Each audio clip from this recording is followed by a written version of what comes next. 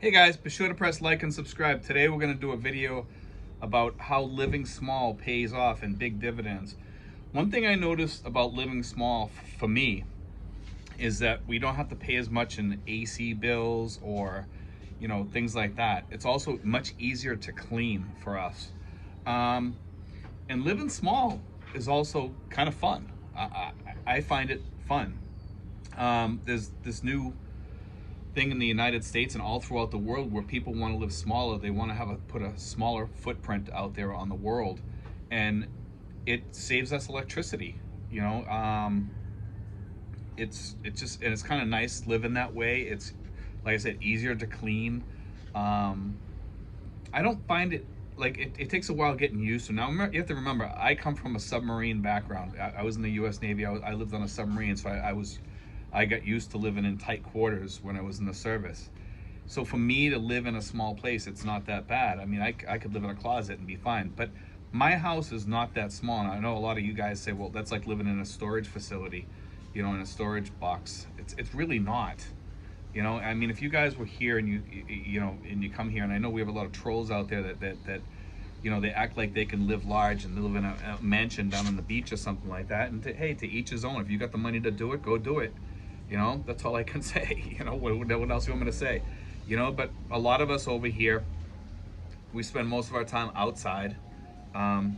We have beautiful days, and we like to spend it outside. So you just need a place to sleep and hang your hat and, cook your food, and that's it. And it's, occasionally you go on the computer or something like that, but I don't need a lot of walking space inside the house when I got all this out here to hang out in, you know what I mean? And I also have, I have my cabana over here. I mean, I've showed that before. And, it's, the cabana is like a extension of our house, kind of, because most of the time, the people in our family spend most of the time out in the cabana. My girlfriend, the kids, most of the time they're out in the cabana, almost all the time. Very seldom is anybody really in the house. I'm the one who's in the house most of the time on the computer, if I'm not out and about. But if you guys are looking to save money, and some of you guys are coming over here younger, and you still want to, you still want to do trading or something like that in the stock market or something like that. Most of the time if you're over here, you're doing your stock market trading during the night, because you're on the opposite side of the world. So you do your trading at night. So at like 9 or 10:30 at night, you start doing your trading, and you go on and you just do that. I do my trading at night. Sometimes I'm kind of like a person that stays up late at night and sleeps a lot during the day. I find myself getting up sometimes 10, 11, even 1 o'clock sometimes during the day. But sometimes I get up at 7:30 in the morning. That depends on, I'm retired, so I can do that. That's the great part about living in the Philippines and being retired, okay? That's the beauty of it all. But living small here,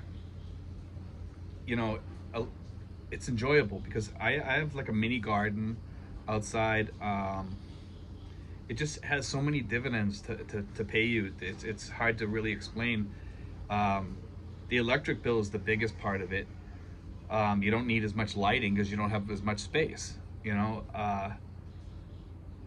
It's just more enjoyable for me.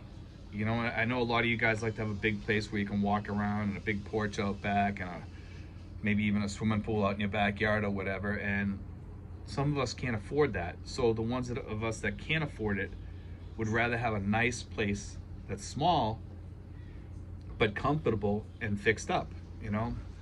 For me, I can take a walk down back here and go swimming, because we have a canyon down back here. It's like I call it a canyon. It's like a big drop off. It is a canyon.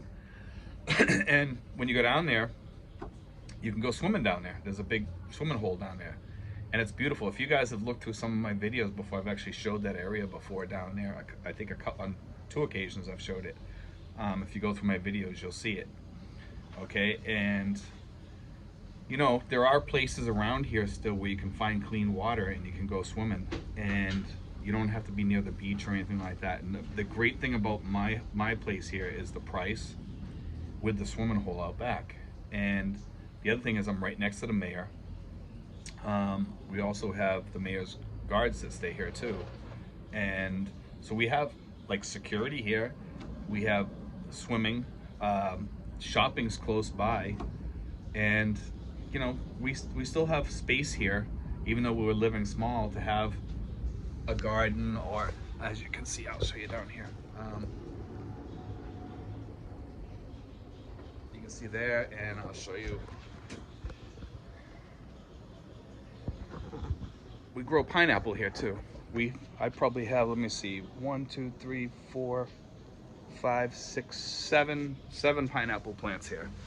And then we have pepper plants all over the place. We have my famous parsley plant. I put parsley on my eggs, on my meat, things like that. Also, these are the things about living small. But if you live in a bigger place, of course, you can have a bigger garden and stuff like that. But you're talking more expenses and everything. Most of the guys that are here, and I'm talking to these guys, are on budgets, okay, and they're trying to save money. Most of the people that I see here, they're house broke, okay, and that's why I talk about living small. The people that are house broke out there are they're renting 3 bedrooms with a big yard, and they're paying $300, $400, $500, $600, and they're on a small budget. Why would you want all your money being used up in your house? I mean, I know you live there most of the time, but I mean, I would rather have the money to spend and be able to go to the mall, maybe go to the beach once in a while, or do a getaway vacation on occasion, because most of the people that are retired here are on those low budgets. The majority, I would say, of people that are here are on budgets that are $2,000 or less. The majority of people. I mean, there are people that head up to like Subic and Angeles, and some of those people have a little bit more in their budgets, and they're okay. I myself, I have a decent budget, but I don't like to spend my money. I'm tight when it comes to money, and I want to keep my money. I don't want it to be in somebody else's hands. I want it to be in my hands, and money makes money, and I like to use my money to make more money, through the stock market or whatever, investing. Some people use Bitcoin or things like that. I'm not a big fan of Bitcoin. I know it's going up right now, but I'm not a huge fan of Bitcoin and any of the cryptocurrencies, because some of it is very scammy, especially the mining stuff that people, they try to pull people into, and then the companies shut down, disappear, and take your money. And I've had a company do that, by the way. So that's how I know about that. So I can speak to that, But the other thing about living small, guys, over here, is if you live small, you can also do solar, and because you're using less energy, it's cheaper to buy solar panels for your roof or whatever. If you have a long-term lease on your house, you can also do solar electricity. You could probably power your whole house with solar if you're really smart about it, and you have enough money to put up in your roof. All you need to do is do your refrigerator and your AC unit. Just do a small AC unit, and if you put enough panels up there, you can power all this pretty easily. It'd be a little costly, but it'd be a one-time thing, probably good for like 20 years. And most of you guys are retired, and if you're 60 years old, you probably only got 20 or 25 years left anyway. So, it'd be a good investment over the long term. And, you could just have some backup batteries, and most of the time, I think you'd do fine. You'd be able to power your whole house. So there's one more thing that you don't have to worry about, is power. You don't have to worry about paying an electric bill each month, So it's definitely something to consider, and see if it's worth the money to do that for you. It might not be worth it for some people it might be worth, or you could do half and half and save a little bit that way too. We've talked about that before in the past, that you can use, like solar panels for backup power, for power outages, blackouts, things like that, which happen on occasion here.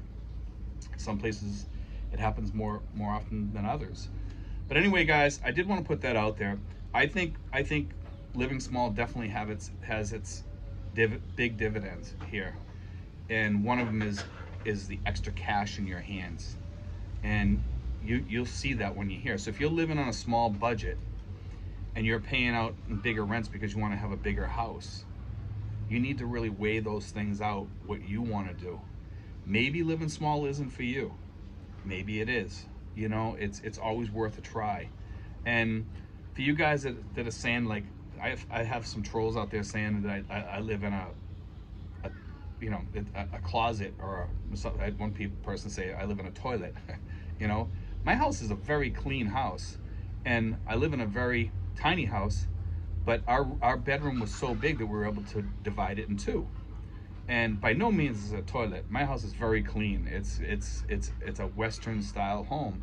We have a ceiling. We do have a tin roof. I don't mind the tin roof. The tin roof is great. Some people, they poke fun of the tin roof, but we have a ceiling below that, so you don't look up at the tin roof. There's nothing wrong with the tin roof. There isn't. Most of the houses here have tin roofs for good reason, because they hold up, and they hold up during typhoons and stuff too. So that's just something to think about. Over here, you would not want regular shingles on your house, because your house would be gone probably within 2 years. If you had regular roofing shingles, those shingles would just blow off during a really bad typhoon. So, you guys some of you guys are thinking American style, and you're not in America anymore. When you come over here, it's different. And these tin roofs actually are way stronger than some of you guys give them credit for, because a wooden roof is going to tear off way faster than the tin roofs will, because some of these tin roofs are really thick. Some of them are thin, but the one on my house is very thick. Okay, so it's decent, it's strong, and it will never tear off. I rarely ever hear that thing even flutter during a storm or anything. Very, very seldom. You can walk on it and you're not going to damage it or anything. It's that thick, so it's of no concern. You know what I mean, during a storm or anything. Anyway, guys, and if it was a concern, it would have to be a big storm. So that's when you'd be worried. But anyway, guys, God bless. Take care. Be sure to like and subscribe, and give me the thumbs up, guys. Thank you, guys.